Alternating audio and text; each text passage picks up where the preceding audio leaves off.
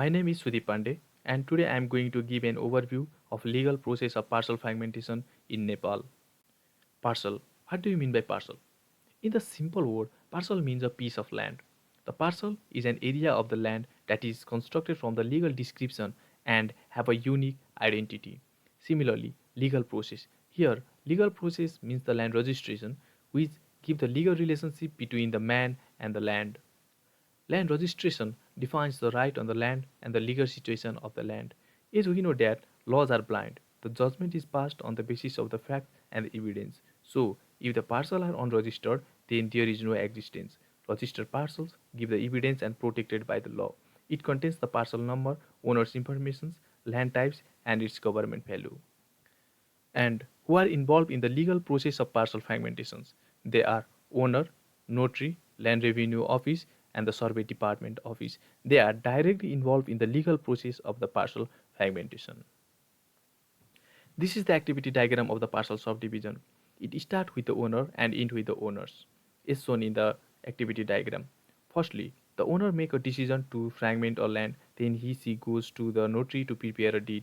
Then, according to the documents of the owner, notary prepare a deed. Then that deed need to be submitted to the land revenue office. Then officer of the land revenue verify it and register that deed if it's all good. Then they write a letter to the survey department for the fragmentation of the parcel. Officer of the survey department also verify the documents, and if it's all good, then they appointed a licensed surveyor to visit a field for the parcel identification and the area check. Then the surveyors measure the area and verify it with the existing field book. If the calculated area is fall within the error with respect to existing area of the land parcel, then the officers divide the parcel and update it temporarily and submitted the final report to the survey office. Then the survey office verified that report and updated in the database. If the calculated area of the parcel is different from the existing area in the field book, then in that case, it is reported to the special district committee, which is of the 5 member.